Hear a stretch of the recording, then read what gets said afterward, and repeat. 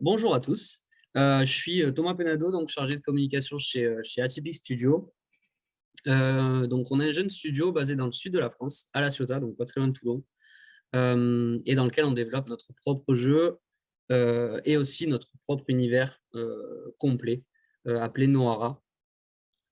Euh, Avant de vous parler du coup de Nohara, je vais vite fait reprendre ce qui est à l'origine de ce projet, d'où ça vient, pourquoi, etc. Donc, pour ça, je vais vous parler de Jérémy. Jérémy, en gros, il y a 20 ans en arrière, à 16 ans, il a intégré une école d'ingénieur qui s'appelle du coup EPITA à Paris. Et en parallèle de ça, il était assez fan des jeux vidéo. Il passait beaucoup de temps dans un cybercafé de sa ville et qu'il a même sponsorisé pour lui permettre de participer à certains tournois. Donc pour l'époque, l'e-sport, etc., c'est pas très connu, donc c'est quand même impensable de pouvoir gagner de l'argent grâce à des performances gaming.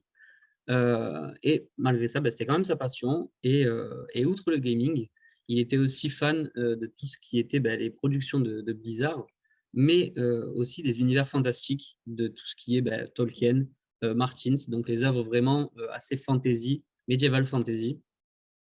Et au final, c'est l'appel du voyage qui frappe à sa porte. Donc il arrête ses études. Il se lance dans la rénovation de méga yachts, rien à voir avec les jeux vidéo.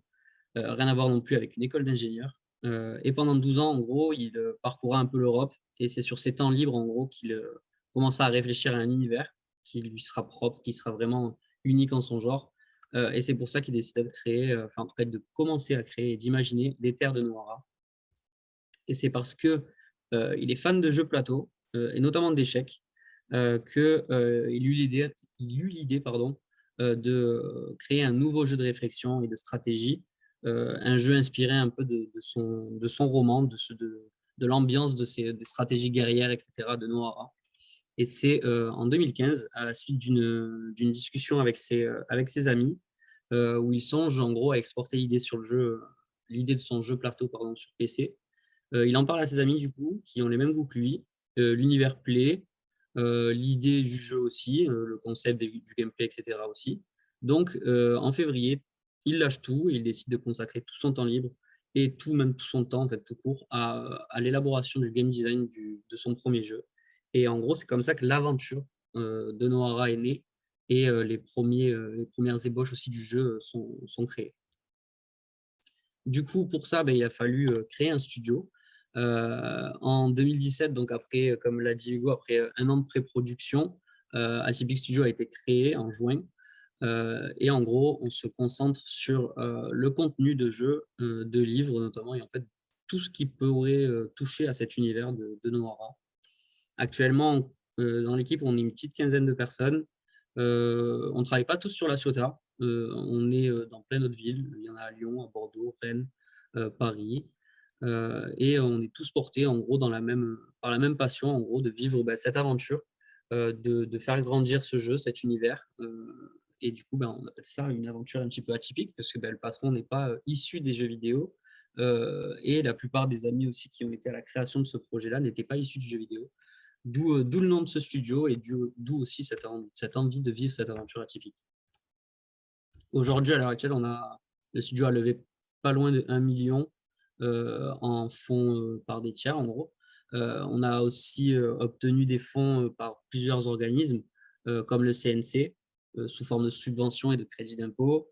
Et on a eu la reconnaissance aussi d'acteurs, de certains acteurs locaux qui nous ont aidés à commencer et à pouvoir proposer un premier roman, mais aussi d'avancer sur le prototype de Noara. En 2018, on a réussi à faire une campagne Ulule. Donc, sur les 5000 demandés, on a réussi à avoir 7700. Donc, on était content d'avoir ce petit soutien-là. C'était un début de communauté qui commence à se créer. Et depuis, l'ambition pour nous, c'est d'être un des plus gros studios. On multiplie les tests, on optimise le jeu. On faisait à l'époque les salons gaming et littéraires aussi, pour que tout se passe bien et que Noara se fasse connaître et soit, comme je l'ai dit, et que Atypic, pardon, soit l'un des plus gros studios de jeux vidéo en France, on espère. Du coup, on va rentrer dans le vif du sujet rapidement. Enfin, non, pas rapidement plutôt. Bien, on va plutôt bien y rentrer même. Nohara, je vais vous en parler. D'abord, je vais vous parler d'abord de l'univers. Après, on passera au jeu. Euh, Donc, vous l'avez compris, c'est l'univers qui est sorti tout droit de l'imagination de Jérémy Filali. C'est un monde héroïque fantasy dans lequel il y a des créatures qui appartiennent à des clans et qui se battent pour l'honneur, pour la survie, pour leurs proches, pour des questions politiques ou territoriales, etc. Et pour nous, la stratégie, ça sera de créer une propriété intellectuelle forte autour de cet univers-là, parce que l'univers comprend de nombreux projets, d'où le côté un petit peu transmédia. On a une série de livres qui est prévue, un jeu vidéo avec un mode online, mais aussi un mode campagne qui fournira du coup un contexte narratif fort à tous les joueurs. Un projet de société aussi, une série animée. Attendez, je ne sais pas si je... Non, si je pourrais après. Une série animée aussi qu'on aimerait faire et de nombreux autres produits. Pardon. Tout à l'heure, on parlait d'Ankama. En gros, si on prend un peu l'exemple de Ankama, avec la licence Wakfu, avec Dofus, etc., ou encore Blizzard avec WoW, sont un peu nos exemples qu'on aimerait suivre. Mais aujourd'hui, du coup, on en est au point de départ de Noira. On a sorti du coup un prélude en juin 2019, je crois. Je crois que c'était 2 ans après la création de l'entreprise. Donc, c'est un prélude qui place en gros le lecteur avant ce qui se passe dans le jeu. On a aussi un jeu plateau qui était pas mal avancé, puis après qu'on a laissé un petit peu de côté, qui est toujours à l'état de maquettage, on va dire, prototype, et sur lequel on va être accompagné dans le futur. Et évidemment, du coup, toutes nos forces se dirigent vers le jeu vidéo Noira, The Conspiracy, du coup, où en gros, on espère proposer une sortie cette année, même cet été en gros, en early access. Je vous en parlerai un petit peu plus tard. Donc voilà, pour 2021. Ici, vous avez quelques images qui serviront du coup à vous imaginer un peu l'univers dans lequel peuvent évoluer les joueurs et aussi du coup certains lecteurs, ceux qui ont pu le lire un peu dans ceux qui nous écoutent, peuvent s'imaginer un petit peu, peuvent se projeter. Voilà. Donc, comme je vous l'ai dit, Nohara, c'est un univers qui se veut transmédia, même si à l'heure actuelle, on n'a que ces 2 projets-là dans lesquels on est vraiment poussé. Je vais rapidement venir sur le livre. Ouais, rapidement venir sur le livre. À la base, je voulais vous mettre une vidéo trailer, mais malheureusement, je ne sais pas pourquoi elle ne marche pas, donc je vous la montrerai un petit peu plus tard. Donc, comme je vous l'ai dit tout à l'heure, dans ce premier roman, on se place vraiment avant les événements présents dans le jeu. Et dans le premier roman, on s'intéresse à un des clans en particulier qui arpente les terres de Nohara, celui des Krags, du coup. Ce sont des hommes poissons, en gros, des guerriers qui sont, vous l'imaginez, en harmonie avec l'élément aquatique. Et ils sont menés, en gros, par leur roi, Akuyanji, que vous aurez pu voir dans le trailer s'il avait marché, donc vous le verrez un petit peu plus tard, par leur reine aussi et leur prince Amanaka.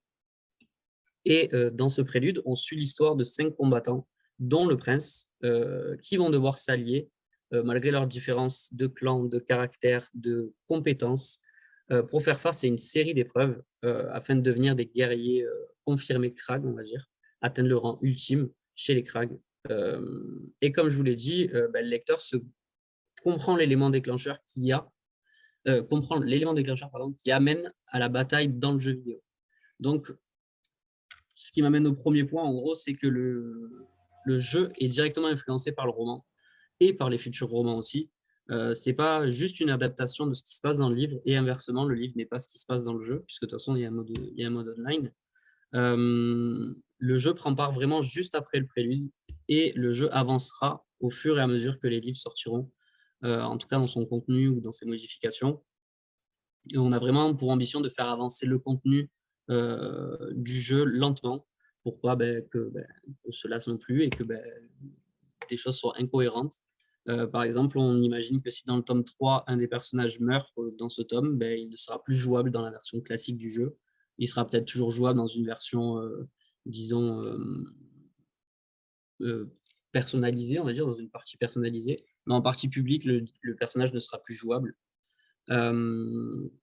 Ensuite, donc comme je vous l'ai dit, il y a une intrigue quand même qui est directement liée au jeu. Le jeu se positionne après. Donc, plusieurs aspects du jeu sont liés quand même à cette intrigue-là, que ce soit les clans qu'on retrouvera dans le jeu, qui sont du coup issus du roman quand même. Enfin, on arriverait quand même à s'y retrouver. Les personnages, pareil. Les répliques seront aussi liées directement à cette intrigue-là. Le tutoriel aussi. Et plus tard même le mode solo, dans lequel on imagine bien prendre part juste après cette intrigue, cet événement-là, et avancer dans le lore de Noira.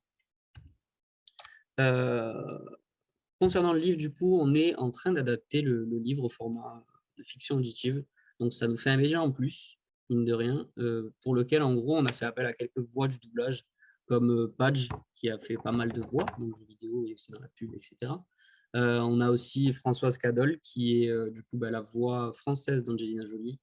Et on a aussi Alice Orsa, qui est la voix française de Arya Stark dans Game of Thrones. Donc, c'est cool. Et on a pour ambition d'adapter chaque roman en fiction auditive. Donc, et chaque roman, pourquoi? Juste pour terminer sur ça, on a prévu une série de 7 romans, une série de 8 romans, pardon, donc 7 en plus avec celui-ci, le prélude. Oups, là, voilà. Ensuite, donc là, je voulais vous mettre un trailer de gameplay qui datait de cet été, mais malheureusement, encore une fois, ça n'a pas marché. Du coup, on fera 100. Pour passer rapidement au jeu vidéo, le jeu vidéo, c'est un jeu PC en 3D inspiré du roman, du coup, des Terres de Noira. C'est un genre hybride qui combine à la fois la dimension stratégique des jeux au tour par tour, comme par exemple les échecs, et le dynamisme des jeux en temps réel. Dans le jeu, on incarne du coup, un stratège de guerre à la tête d'une armée où chaque unité dispose de son panel de compétences. Et le but sera d'aller dans la base adverse et de détruire le bastion qui s'y trouve. Et c'est grâce à justement ce gameplay un petit peu unique, je vous l'expliquerai juste après pourquoi, qu'on a dû trouver un nom, un nouveau nom. Et pour ça, on a opté pour MCA, donc Multiplayer Chess Arena. Multiplayer parce que on peut jouer en 1 contre 1, et à moyen terme, on jouera en 2 contre 2 même. Chess, parce que on retrouve pas mal d'aspects autour des échecs, mais aussi quelques mécanismes inspirés de tout ce qui est auto-chess, comme Dota Auto-Chess, etc., même TFT. On y reviendra un petit peu plus tard. Et Arena, parce que les joueurs s'affronteront sur un champ de bataille qui ressemble pas mal aux arènes qu'on trouve dans les RTS, les MOBA et dans certains MMO. Et on parle du coup de gameplay unique parce que on se considère comme un tour par tour, pas comme les autres, dans le sens où on arrive à mélanger ce côté tour par tour et ce côté temps réel, dans le sens où durant le tour adverse, vous ne pouvez pas être inactif parce que vous avez des choses à faire, vous pouvez vous défendre, vous avez un certain nombre d'actions à faire pour pouvoir optimiser votre armée aussi et pour prendre le moins de dégâts possible. Donc, ce n'est pas vraiment un tour par tour comme les autres, où on subit le tour adverse. Là, on va vraiment pouvoir jouer et on va pouvoir du coup ne jamais être vraiment inactif. On a eu quelques retours qui nous ont poussé du coup vers ce type de gameplay-là. Le jeu, quand même, on a commencé le développement du jeu en 2017, donc ça fait 4 ans bientôt. Bon, il y a eu le Covid, on va dire que ça compte pas, c'est 3 ans. En gros, on a mis autant de temps parce qu'il y a eu pas mal de retours positifs comme négatifs sur le jeu, et qu'il a fallu adapter un petit peu ça au goût des joueurs, que ce soit des joueurs fun ou des joueurs pro, même des gens qui ont un regard vraiment professionnel sur le jeu et qui ne sont pas vraiment joueurs professionnels, mais qui ont vraiment un aspect critique sur les jeux vidéo. Là, je vous ai mis quelques exemples de retours qu'on a eu, comme par exemple AmsoFresh, qui est du coup un streamer qui a dit qu'un jeu a un grand potentiel et que c'est un tour par tour intelligemment à mener. Yellowstar, par exemple, qui est un joueur pro sur League of Legends avec un beau palmarès aussi, qui nous déclare que c'est un jeu très facile à prendre en main et très stratégique. Ensuite, on a GobGG qui est streamer aussi sur League of Legends, principalement, en tout cas à une époque. Maintenant, je ne sais plus trop ce qu'il fait. Qui, pour lui, le jeu a une constante évolution avec un univers et un gameplay très poussé. Et Shons, qui lui est par contre un streamer vraiment TFT, qui fait partie des top 50 Europe, qui pour lui, le jeu a un très gros potentiel et une vraie profondeur de gameplay. Sachant que ces joueurs-là ont testé la version de l'été dernier, donc la version que je voulais vous montrer rapidement en trailer de gameplay, et le jeu a encore changé. Ils l'ont testé, en tout cas, ils ont eu les idées que, enfin, les petites modifications que nous voulions faire. Et ils étaient assez d'accord avec nous. Donc, on a été encore une fois poussé pour changer un petit peu certains aspects du jeu. Pour rapidement parler juste des inspirations, pas au niveau lore, mais au niveau jeu vidéo, on va prendre du coup League of Legends et Dota 2. Du coup, c'est les MOBA. On reprend un petit peu l'aspect temps réel, le team play dans une arène. On a aussi, comme je l'ai dit tout à l'heure, les auto-chess, avec cet aspect de stratégie, de synergie, etc. On a l'aspect deck aussi, préparer son armée, etc., comme dans Hearthstone, sans le côté un peu random de piocher des cartes. Et Fortnite aussi, mine de rien, pas dans le gameplay pur, mais plus dans les événements in-game qui seront proposés aux joueurs. Et avec tout ça, on se rend compte, bon, il y en a d'autres aussi, mais je vous ai mis, on va dire, les principaux. On se rend compte que pas mal, ces 6 jeux-là ont une particularité, c'est qu'ils sont tous free-to-play et que ça nous a poussé à faire la même chose, en gros. Le jeu sera, du coup, à terme, un free-to-play avec une boutique cosmétique implémentée. Voilà, donc ça, c'est vraiment pour les côtés inspiration du jeu vidéo.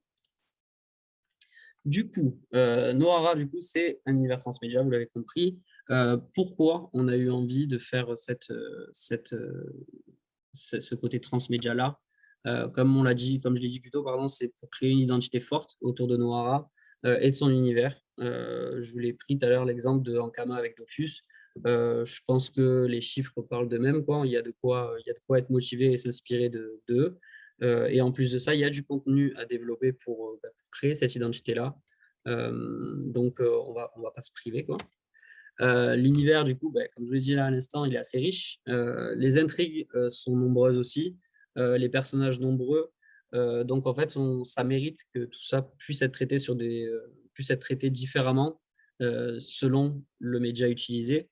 On a vu que durant différents salons, les personnes qui nous approchaient et qui étaient assez fans du jeu et assez fans du lore s'intéressaient beaucoup au lore d'un jeu vidéo. Ils aiment l'histoire derrière chaque perso, derrière chaque réplique, le lien qui unit chaque personnage, etc., etc. Et nous, on a de la chance, c'est qu'on peut proposer ça parce que l'histoire était là avant le jeu et elle continue d'évoluer en même temps que le jeu. Enfin, voilà. On a vraiment un lien entre le jeu et l'histoire, on va dire littéraire, l'aspect littéraire de Nohara, qui ont vraiment un lien très très fort. Et du coup, on a vraiment envie de proposer, d'embarquer proposer aux joueurs de venir avec nous dans notre univers et de vivre cette expérience, on va dire, riche, complexe quand même, et intrigante, un peu sous forme d'une aventure voilà, immersive à travers ces différents médias-là. Et aussi, on a aussi le désir de développer certaines intrigues par rapport aux médias. Je m'explique, en gros, dans le prélude, on a eu donc, du coup des retours par rapport à ça, de lectrices et de certains lecteurs qui, pour eux, dans le prélude, on n'en savait pas assez sur certaines choses. Par exemple, ils auraient aimé en savoir plus sur le passé de certains clans, voire même de certains personnages, qui aimeraient aussi en savoir plus sur qu'est-ce qui s'est passé avec ce personnage-là, on n'en parle pas assez dans le roman, ça nous a intrigués, etc., etc. Et en gros, c'est là où la stratégie transmédia prend un peu tout son sens, parce que voilà, ces intrigues secondaires, on va dire, ou disons un petit peu moins importantes que l'histoire à proprement parler de Nohara et de ce qui se passe après ce prélude-là, en gros, elles pourront être traitées. On a l'exemple, par exemple, d'un personnage dans le prélude qui disparaît, qui réapparaît vers la fin, et on n'en entend plus parler. On ne sait pas ce qui s'est passé avant, on ne sait pas ce qui s'est passé pendant. On imagine ce qui s'est passé après. Bref, je ne rentre pas dans les détails, mais en gros, voilà, ce qu'il y a eu pour ce personnage-là dans sa petite aventure. Ça, par exemple, on peut imaginer que ça peut être une BD aussi, ça peut être une vidéo, ça peut être une vidéo animée. Enfin voilà, on a plein d'idées. C'est pas encore fait parce que voilà, malheureusement les budgets ne permettent pas non plus. Mais en tout cas, on sait que on veut développer des intrigues qui sont internes, qui sont secondaires par rapport propres à certains médias. Ensuite, les déclinaisons du coup pour le futur, je vous l'ai dit à l'instant, on envisage de faire de la BD, même si c'est à un stade embryonnaire. L'envie est là, je le sais. Après, ce sera vraiment qui vais dessiner dans tous les cas, donc ça m'arrange. L'adaptation en série, en film ou en dessin animé, on a eu déjà quelques pistes, mais très très rapides pour un genre de film un peu comme WoW. Clairement, l'univers s'y prête, enfin, en tout cas, je trouve, et les intrigues aussi. On aimerait aussi faire pas mal de propositions d'artbooks pardon, pour les fans de cet aspect visuel-là. On veut vraiment essayer de faire des books assez jolis par rapport à un personnage, un seul clan, en détaillant au maximum toute l'histoire, etc., que ce soit le passé ou ce qui se passe à l'instant T dans le jeu, etc. Enfin, voilà, on voulait vraiment rentrer dans les détails de chaque histoire. Et ça fait aussi partie du coup, du développement de différents produits dérivés, sans forcément parler de tasses ou autres. Voilà, on a aussi d'autres idées que je ne vais pas énumérer, sinon ça va être peut-être un poil trop long. Pour finir, oui, je crois que c'est la dernière diapo. Je voulais juste vous parler du coup, de l'actualité et des projets pour cette année, pour que vous sachiez un petit peu où on est tout ce projet-là, comment il avance, etc. Parce que 15 personnes, c'est beaucoup pour certains, pas beaucoup pour d'autres. Mais en tout cas, pour un projet comme ça, c'est pas beaucoup. Donc jusqu'en juin 2021, les efforts sont concentrés du coup, que sur le jeu, sur sa conception, sur son optimisation et son développement. En parallèle, on va dire qu'à la fin du mois, et peut-être que dans le mois de mai, on aurait fini le prélude au format audio, donc avec l'enregistrement de toutes les voix, le mixage, tout ça, tous les effets, parce que c'est pas juste un livre audio lu, c'est vraiment une fiction auditive. Enfin, faut arriver à faire la différence. C'est pas juste une personne qui lit ou deux, trois personnes qui lisent. Là, c'est vraiment un jeu d'ambiance, etc. Un jeu d'acteurs aussi derrière. Sachant qu'en plus, la narration est faite assez différemment que dans les livres classiques dans Nohara. Donc voilà, c'est vraiment quelque chose qui est assez immersif et assez cool à entendre, pour ce que j'ai entendu en tout cas. Ensuite, dans l'été 2021, on prévoit du coup que le jeu soit disponible en early access sur Steam. Notre communauté en vrai commence un poil à s'impatienter. C'est pour ça qu'on était un petit peu silencieux ces derniers temps, parce qu'on avait marre de leur donner la poudre aux yeux à chaque fois, leur donner quelques visuels, puis après plus rien, pour au final jamais tester le jeu. Donc là, on est un petit peu silencieux, ils râlent un peu moins. Mais comme ça, au moins cet été, ils auront quelque chose à tryhard, quelque chose un petit peu à toucher, au moins, qui traite de Nohara. En fin 2021, il y aurait le tome 2, ou plutôt le tome 1 du coup, parce que c'est le prélude, mais le deuxième livre en gros qui sortirait, ou en tout cas qui serait terminé, qui serait du coup plus dans les fourneaux pour l'impression et la distribution. Donc je m'avance pas trop, mais normalement c'est prévu pour fin 2021. En novembre 2021, on aimerait que ce soit la sortie officielle du jeu, avec tout le contenu prévu, et autrement dit, 2 clans, par exemple, plutôt qu'un seul, et beaucoup plus de persos. Je crois que c'est 38 persos en tout, des skins différents et des événements réguliers in-game. Enfin, en tout cas, la boutique implémentée du coup avec des skins et des événements réguliers. Et pour 2022, on envisage du coup de se pencher sérieusement sur une campagne de crowdfunding pour le jeu plateau, parce que cette idée-là, je sais que Jérémy, le fondateur, ne veut pas la lâcher. Et on pense aussi au tome 3 pour l'année 2022, et bien sûr de nombreuses mises à jour pour le jeu vidéo qui, elles, permettront une rejouabilité sûre du jeu, et les joueurs ne s'en iront pas. Voilà, donc ça c'est ce qui est prévu pour les prochains mois et l'année prochaine. Est-ce que j'ai quelque chose juste après? Non. Voilà. Du coup, ça c'est mes contacts si jamais. Et je vais vous mettre une vidéo. Hop là. Donc ça c'est le trailer qu'on avait préparé, pour habiller un peu le Ulule, pour que les gens arrivent à se projeter sur l'intrigue de l'histoire, mais aussi pour comprendre un petit peu mieux l'univers. Il claque pas mal, mais au moins vous allez comprendre un petit peu qui est le roi, etc. Et puis vous verrez un petit peu l'ADA qui est donné à Nohara. Je sais pas si vous allez entendre le son. Si jamais, vous pouvez me dire.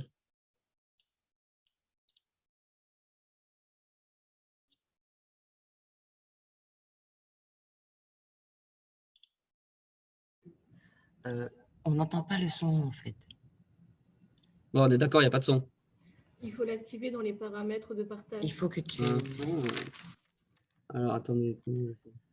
Normalement, sur le son, tu as 3 petits points et tu peux partager le son de ton ordinateur. Ah, alors... 3 petits points, où ça? Ah, ici, plus. Ce serait qu'il Partager l'audio, recommence j'imagine. en appuyant sur le picto vert et qu'il fasse partager le son, partager l'audio. Ah, Ouais, c'est alors, bon. Je viens de le faire à l'instant, là. Wahoo, il te propose de repartir sur... tu fermes ton partage, tu repasses par écran partagé, et Ok. quand tu cliques sur le picto, normalement, tu peux mettre partager le son de ton écran. D'accord. Écran partagé, écran 2 et partager l'audio. Ok. Voilà, c'est ça, super. Donc là, normalement, on devrait être bon. Alors. Ouais, on va entendre le son. Vous me dites. Ouais, c'est bon. Top, merci.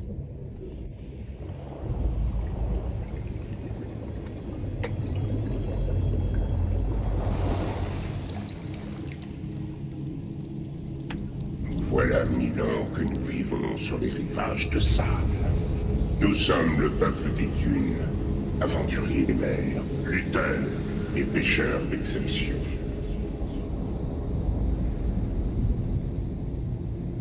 Nous sommes le clan des crânes, et nul n'ose prendre les armes contre nous. Ailleurs, d'autres peuples se massacrent, mais qu'importe. Notre destin est loin, bien loin des terres de Noir. Nous avons donc passé ce dernier millénaire plus ou moins en paix, occupés à contempler les astres, à souffler le verre et à explorer des contrées inconnues. Je suis Akuyandi, le roi des crânes, et mon devoir était de maintenir cette paix fragile. Et voilà que ces lâches m'ont trahi.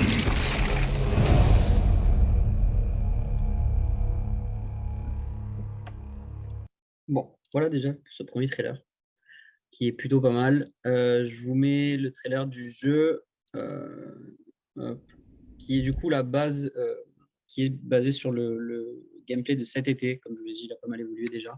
Mais il a un petit peu changé, mais au moins vous comprenez un petit peu tout. Et même si on dévoile pas tout dans ce trailer-là, mais voilà, quand même, au moins vous avez une première idée.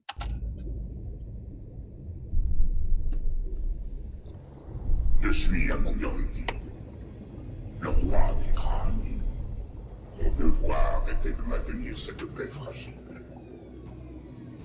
Et voilà que ces lâches m'ont trahi.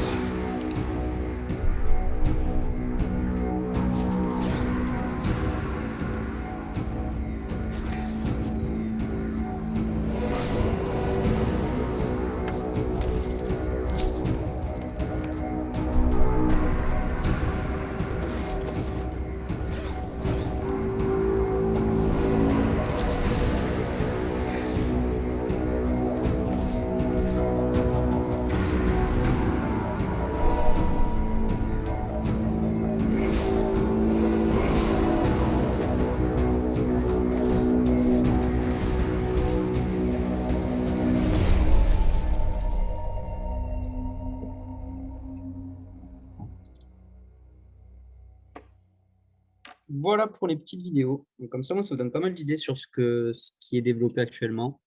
Voilà, j'ai pas grand-chose à rajouter. Je sais pas si vous avez des questions.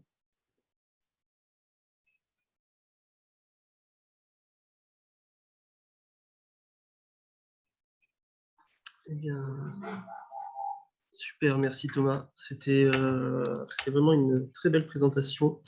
Tout était très clair, bien développé.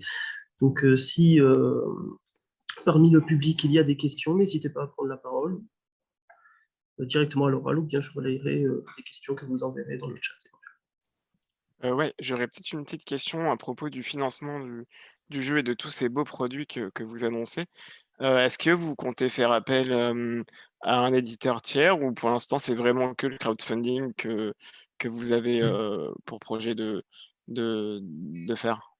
Alors, jusqu'à maintenant, on était prêt à faire rentrer, on va dire, dans la société un éditeur pour nous aider du coup à financer ça, qui mettait peut-être un gros billet pour nous aider à développer tout ça. Euh, Sauf que de plus en plus, on n'a plus l'envie. Enfin, en tout cas, Jérémy n'a plus l'envie de faire ça. On D'accord. se rapproche entre guillemets de l'objectif c'est-à-dire l'objectif financier pour développer le jeu. Et on sait qu'après, si on réussit notre sortie, notre com, notre marketing, etc., qu'il y a vraiment une hype comme il y avait sur les salons, parce qu'on intriguait pas mal l'œil, euh, on pense tout faire, on aimerait tout faire seul, évidemment. Peut-être qu'on sera aidé, ne serait-ce que pour peut-être la distribution à l'international. Oui, Euh, c'est ce à quoi je pensais justement. ouais, voilà, peut-être juste sur l'aspect édition, non. Euh, Peut-être plus sur la distribution, en tout cas. Voilà, D'accord, ok. Merci beaucoup. je t'en prie. D'autres questions peut-être?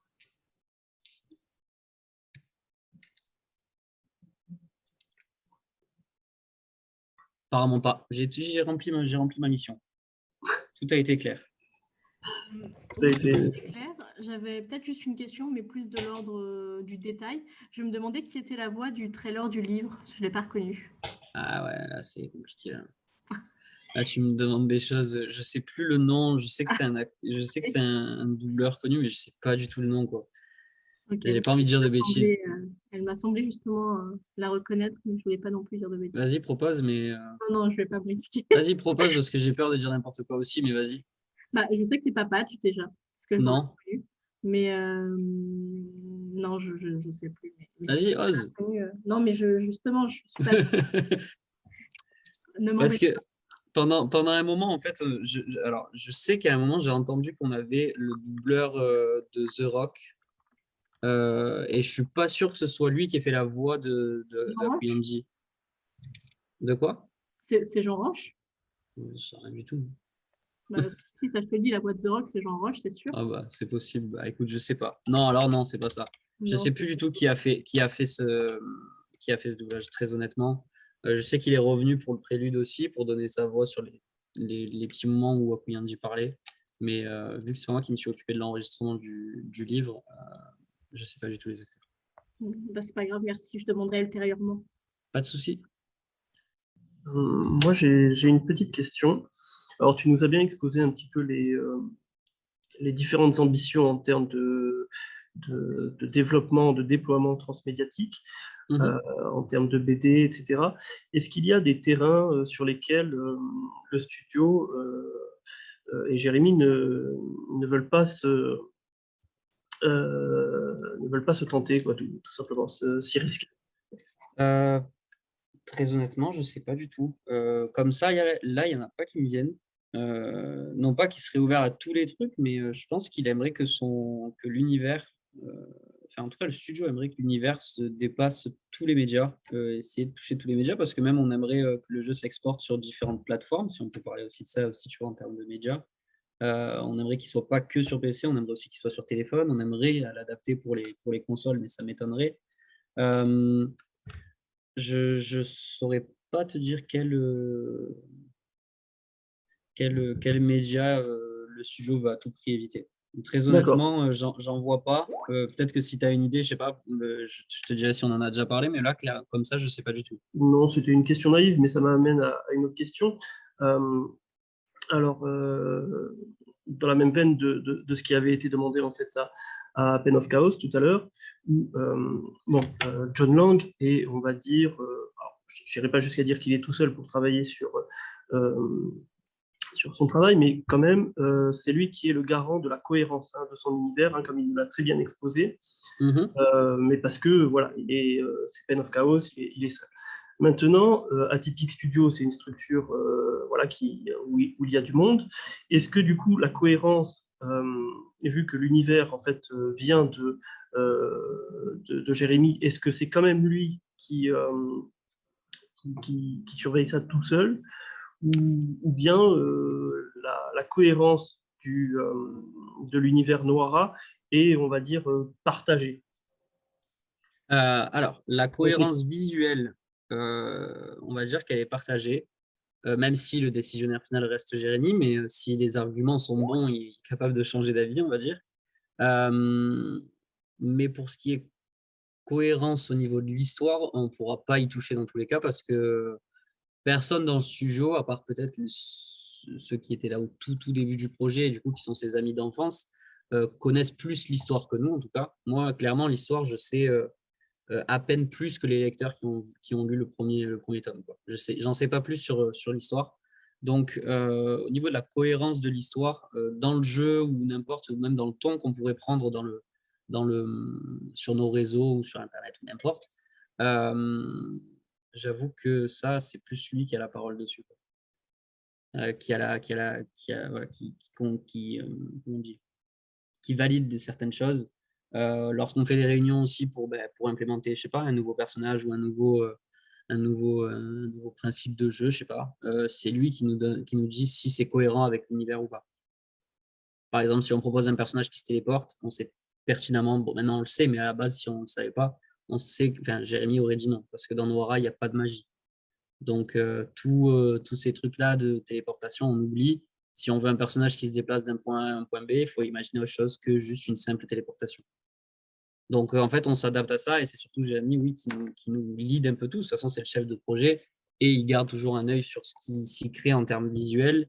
C'est lui qui a le dernier mot, c'est lui qui guide aussi de ce qu'il a en tête. Pareil, même pour les voix, pour la fiction auditive. On m'a envoyé plusieurs acteurs et on m'a dit, bah, écoute, choisis. J'ai fait écouter à Jérémy.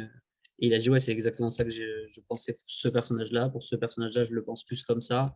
Je veux des effets comme ça. Et après, en fait, il a donné un peu le lead à Morgane, qui est dans le son et qui est son ami d'enfance, donc, et qui sait plus ou moins les goûts de Jérémy, mais avec qui ils discutent beaucoup.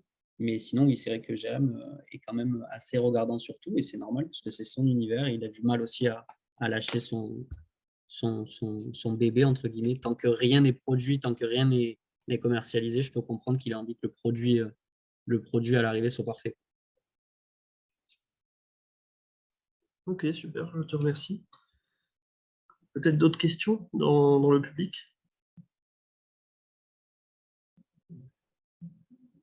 Monsieur Collet, il n'a pas de questions?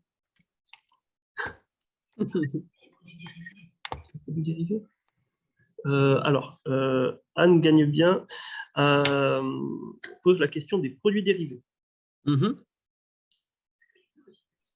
Alors, vas-y, pose ta question. Je profitais du go là. Oui, alors vous avez évoqué les produits dérivés tout à l'heure. Alors, est-ce que vous pouvez nous en parler un petit peu? Est-ce qu'ils vont avoir une forme d'originalité par rapport aux autres? Est-ce qu'on est dans la standardisation?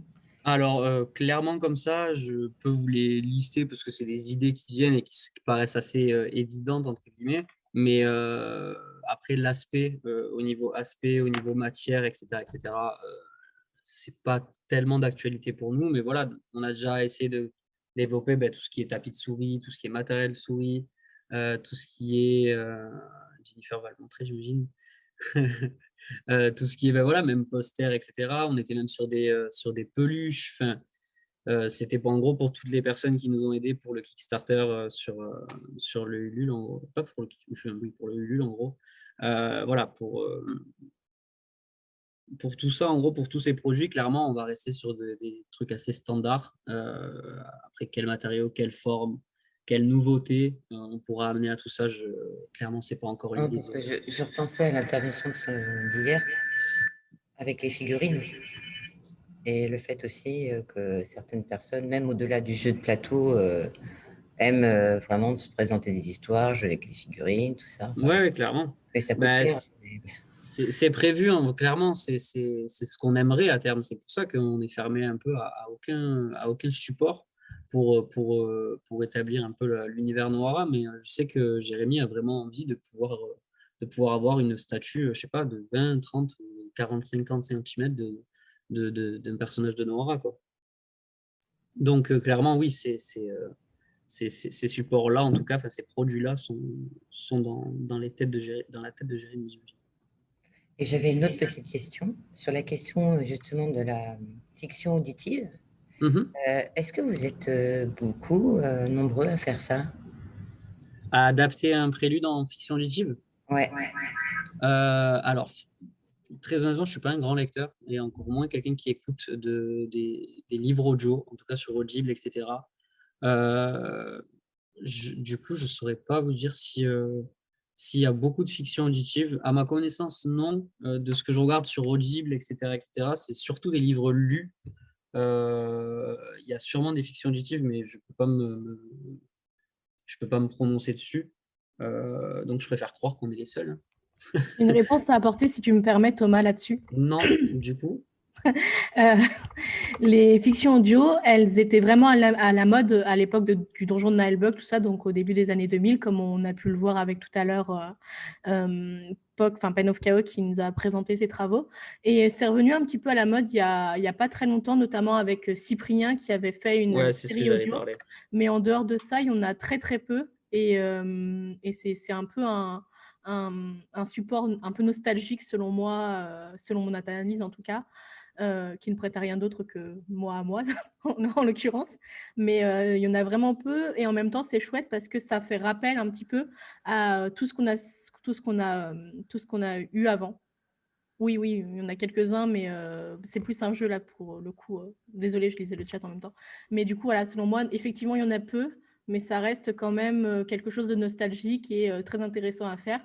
Et surtout qui permet de toucher un public qu'on ne toucherait pas sans ce support-là. Ouais, après, ça dépend sur quelle plateforme tu fais ça. Oui. Par exemple, Cyprien l'a fait sur YouTube. Il avait une communauté qui forcément, du coup, faisait qu'il a réussi sûrement à dégager de l'argent avec ça, j'imagine, ou en tout cas peut-être pas assez pour se rembourser, je sais pas, bref, on s'en fout. Mais nous, clairement, si on le fait, c'est pour essayer aussi d'avoir une rentrée d'argent quelque part, parce qu'on essaie quand même de trouver des fonds, même s'il y a des fonds privés qui rentrent. Il faut aussi essayer de faire vendre des choses. Et ça serait clairement un produit qui pourrait marcher. On ne sait pas encore sur quelle plateforme. On a des pistes pour Audible, mais est-ce que c'est la façon la plus optimale? On ne sait pas. Est-ce qu'on passerait peut-être par Spotify Enfin voilà, il y a plein de pistes pour ce truc-là. Je sais que sur Spotify, il y a pas mal de podcasts qui font justement de la fiction. Mais après, est-ce qu'on est beaucoup en termes de livres à adapter ça? Je ne sais pas du tout, très clairement. Parce que Cyprien, encore, c'est même pas un livre qu'il avait adapté. Je crois qu'il a d'abord fait cette épopée temporelle en fiction auditive et après, il en a fait des livres et une série, même, je sais plus. Enfin, bref. Donc, je pense pas non plus qu'on soit énorme. Comme tu dis, comme a dit Jennifer, en gros, ouais, il y a pas énormément de demandes. Peut-être que certains sont nostalgiques de tout ça, je sais pas. Mais nous, en tout cas, ça nous semblait intéressant de pouvoir vraiment se plonger à 100% dans l'univers de Noir. Non, puis je pense que tu as l'utilisation aussi du son, notamment, et puis des faits aussi qu'il n'y avait peut-être pas auparavant. Et puis, Oui, aussi, sûrement. Hein. Puis l'intérêt aussi de faire des séries, aussi de faire une narration augmentée à un moment donné sur une commande pour un perso. Enfin, ça vous laisse beaucoup de latitude et de liberté. Oui, non, clairement. Et franchement, pour en avoir écouté un petit peu, c'est très, très différent déjà de ce que j'avais entendu dans les fictions. Quoique les fictions sur Spotify sont quand même bien aussi, mais le peu de livres audio, en tout cas, que j'avais entendu sont totalement différents. C'est pour ça qu'on peut même plus appeler ça un livre audio, quoi. C'est même pas un livre lu. C'est vraiment une fiction jouée, quoi. C'est un livre joué et juste avec la voix, avec le jeu d'acteurs des différentes doubleurs. Enfin, voilà, pour moi, c'est quelque chose qui peut être vraiment, vraiment bien en termes de support, quoi. Si je peux me permettre une précision concernant les fictions auditives, n'oubliez pas le service public et la radio. La radiophonie, notamment France Culture, propose des fictions auditives. Donc, ça existe et c'est toujours quand même apprécié. Après, effectivement, ça reste dans le cadre de la radiophonie et vous n'avez peut-être pas prévu de vous développer sur la radio. Non, mais pourquoi pas? Non, c'est pas prévu. Non, c'est sûr que c'est pas prévu. Même d'être diffusé en radio, de diffuser le livre en radio, on n'y a pas pensé. Mais je sais pas. À voir.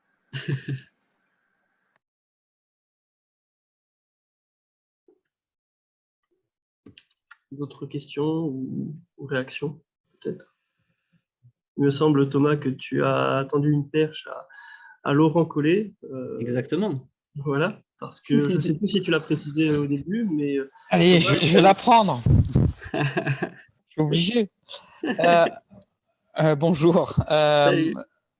À un moment donné, il a été question de la bande dessinée Ouais. comme support possible. Est-ce que, en mentionnant ça, tu fais référence à quelque chose que tu as en tête, un exemple? Moi, j'en ai un. Et le peu que je connaisse dans le secteur, voilà, je voulais savoir si nos points de vue convergeaient, on va dire, ou nos Bah, expériences convergeaient. En fait. dites-moi le vôtre.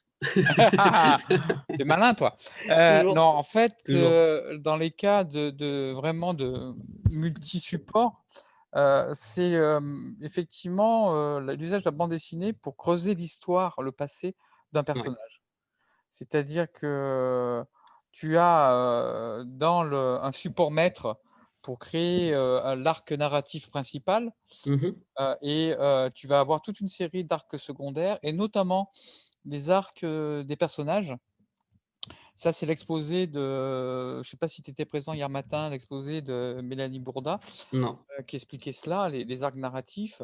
Et par exemple, c'est ce qu'ont fait alors on dit maintenant les sœurs, j'ai oublié le nom, Matrix, Wachowski. voilà, Wachowski, T'es trop jeune, moi, pour ça. sur les personnages secondaires du récit principal dans les 3 films, pour comment dire, pour développer des personnages qu'ils n'ont pas eu le temps de développer dans le voilà. Ouais, c'est ce qui est prévu. C'est un peu ce que j'ai. Alors peut-être que je l'ai très mal dit, mais c'est ce que j'ai essayé d'expliquer aussi. En dehors de développer des intrigues, c'est aussi développer l'histoire de certains personnages, de développer l'histoire avant les personnages que l'on voit là, par exemple aussi. Je sais que les BD vont être utilisés vraiment pour ça aussi, pour ces arcs narratifs-là dont Ouais. vous parlez, voilà, pour développer ouais, le passé d'un perso, l'histoire aussi comment expliquer, qui aurait pu être en parallèle de l'histoire actuelle, mais aussi l'histoire passée, le futur, etc. Enfin, vraiment, la BD va être utilisée dans cette optique-là, quoi.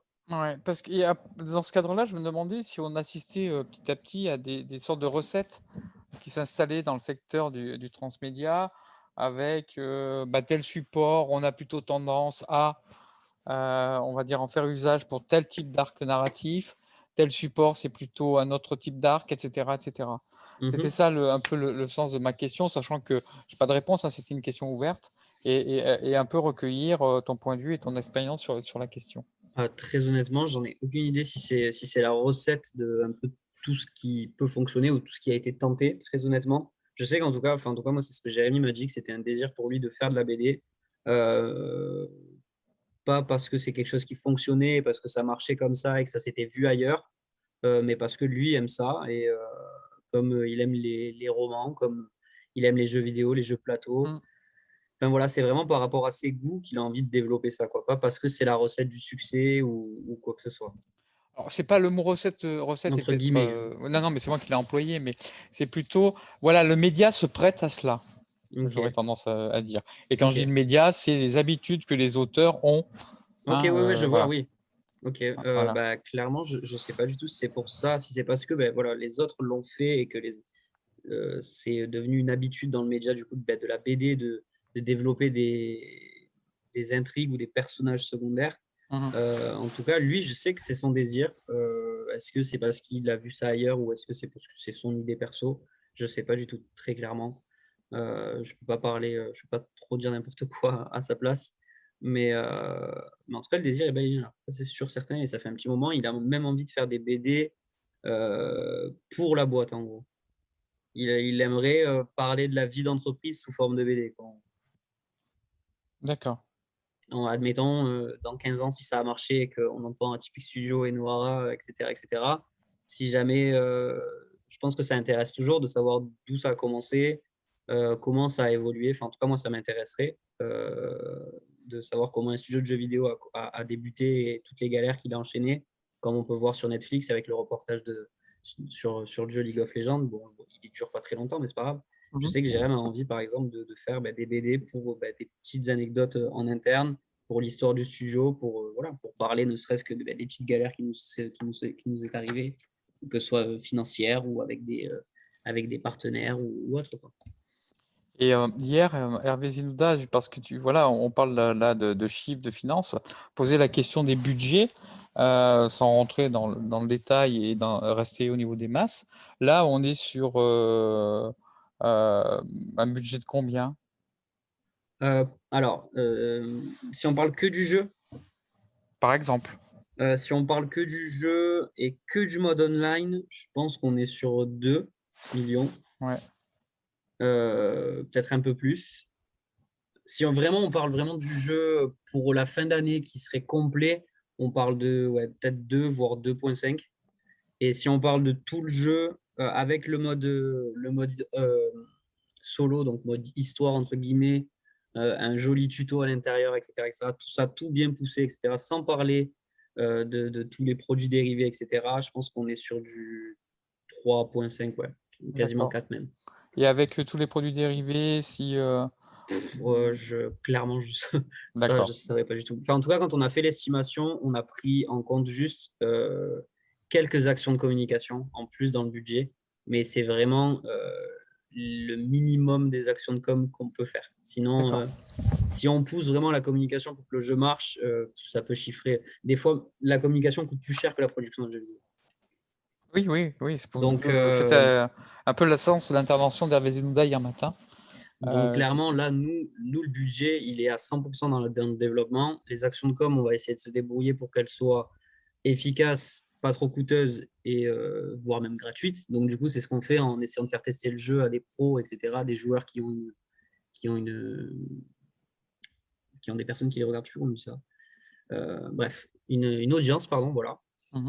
Donc, on crée quand même ces liens-là pour qu'à l'arrivée, soit, une fois qu'on travaille ensemble, ils nous proposent même de pas les payer, c'est ce qui est déjà arrivé, pour montrer le jeu, pour en parler, pour nous faire de la pub, entre guillemets. Et dans tous les cas, on saura bien leur rendre. Mais en tout cas, nous, le but, c'est de réussir un lancement d'un jeu sans, on va dire, quasiment sans budget marketing. C'est pas un objectif qu'on se donne parce que c'est pas un challenge, mais c'est parce qu'on n'a pas le choix et que sinon, ça peut coûter genre 10 millions d'euros à essayer de réussir et à développer un jeu et à faire un bon lancement. En tout cas, un lancement avec des feux d'artifice, tout ça, quoi. C'est ce que je parle. Et bon, il y a des techniques enfin pas de guérilla marketing, on n'en est pas là, mais de justement tentative de ce qu'on appelle marketing viral. Vous le faites un peu, j'imagine, en mettant des vidéos de temps en temps de démonstration, des choses comme ça. C'est ce qu'on va commencer à. Alors là, comme je l'ai dit, on était un peu silencieux. Ça fait 1 an qu'on est silencieux parce que on donnait trop peu. Enfin, en tout cas, moi, je trouvais, du coup, j'en ai parlé avec Jérémy, qu'on parlait trop peu à notre communauté. Et le peu de fois où on parlait, on leur donnait rien à grignoter en soi. Donc, je lui ai dit, est-ce que c'est pas mieux qu'on se taise jusqu'à ce qu'on ait beaucoup de contenu à communiquer, quitte à en perdre, c'est pas grave, mais au moins quand on revient, on aura tellement de contenu qu'on en récupérera forcément.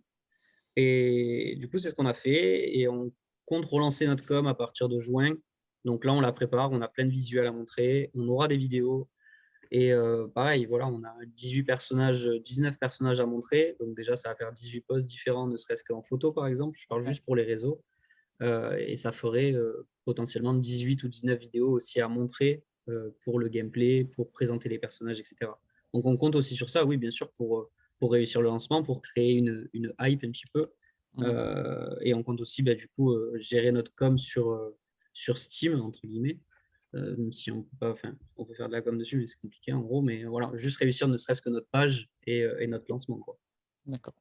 Et après, juste une remarque, il y a plein de mots que j'ai pas compris. Ah ouais? Tellement dans l'univers du jeu. Ah, c'est différent que de jouer au baby-foot. Ouais, mais justement, il va falloir qu'on en reparle du baby-foot.